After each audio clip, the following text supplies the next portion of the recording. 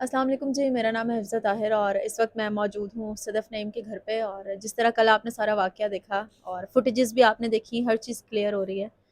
मेरे साथ इस वक्त सदफ़ नईम के हस्बैंड मौजूद हैं और उनसे बात करते हैं। बहुत ज़्यादा क्रिटिसाइज़ किया जा रहा है कि पोस्टमार्टम नहीं करवाया जा रहा, पैसे ले लिए हैं, न जाने क्या-क्या बातें हो रही हैं।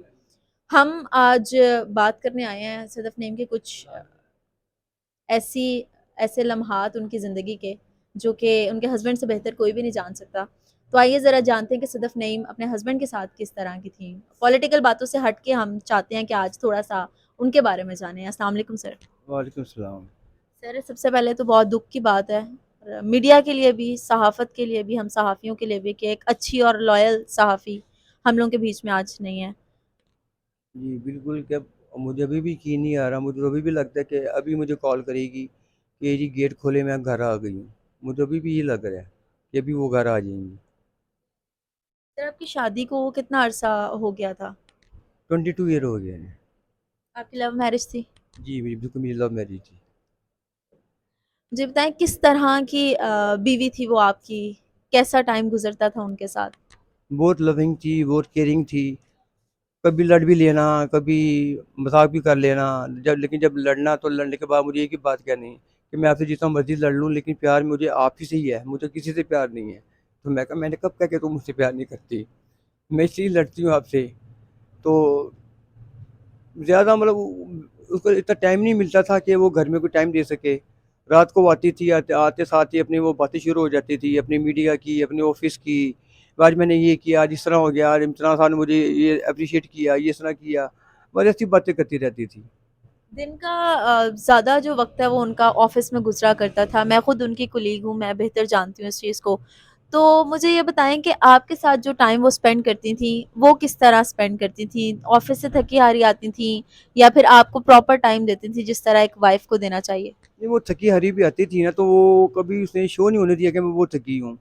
कभी-कभी ऐसा हो जाता था कि वो कहती थी कि अब बच्चों को कहती थी कि यार मैं बहुत थकी हुई हूँ, दीदी ये ज़रा मेरे ये पट्ठे तो बाँध दो या इस तरह कर दो। तो इसके अलावा वो मतलब उसको ज़्यादा ये होता था कि मैं फटाफट घर जाऊँ और बच्चों को जाके टाइम दूँ। तो वो उनका ज़्यादा टाइम बच्चों के साथ गुज़रता है, क्योंकि मैं भी मेरा भी ताल्लुक किसी फ़ील्ड से है, तो कभी मैं घर नहीं होता था, कभी वो घर नहीं होती थी, लेकिन वो बच्चों बच्चों को वो प्रॉपर टाइम देती थी। सबसे ज़्यादा अटैचमेंट सदफ़ की किसके साथ थी घर में? अपने बेटे के साथ वो अब भी ना रात के टाइम अपने बेटे के साथ होती थी, तो मैं कहता था कि अब शर्म करो, बेटा बड़ा हो गया है, तुम उसके साथ क्या मत सोया करो। कहती नहीं, मैं जब तक इससे जब फिर आके ना लेटूँ मुझे नींद नहीं आती। सर, 1 दिन गुज़र चुका है, सदफ़ हमारे दरमियान मौजूद नहीं है। इस 1 दिन के अंदर आपने क्या-क्या कमी फ़ील की सदफ़ के हवाले से?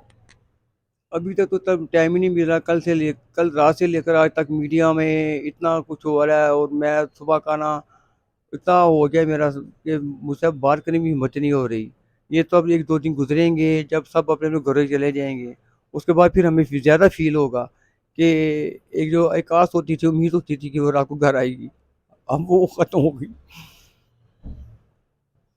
सर, आपका दुःख हम समझ सकते हैं और ऐसे नहीं लग रहा कि सदफ़ हमारे बीच में मौजूद नहीं है और इतना बड़ा लॉस हुआ है आप लोगों के घर का, मैं खुद कुछ नहीं कह सकती। मुझे ये बताएँ कि बच्चों की इस वक़्त क्या कंडीशन है? बच्चे क्या कह रहे हैं? बच्चों को भी अभी तक यकीन ही नहीं आ रहा।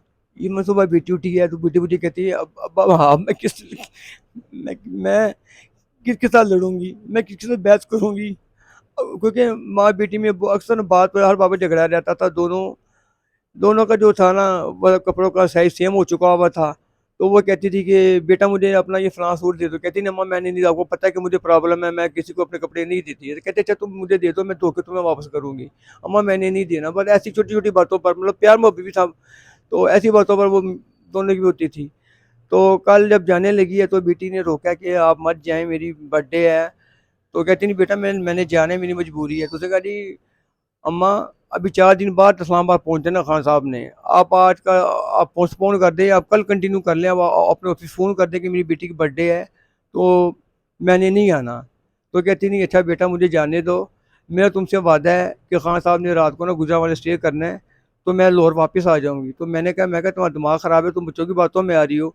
सारा दिन तुमने रिपोर्टिंग करनी, थकी हारी तुम आधी रात को घर आओगी, सुबह फिर भागोगी, बीमार हो रही तुम ना आना।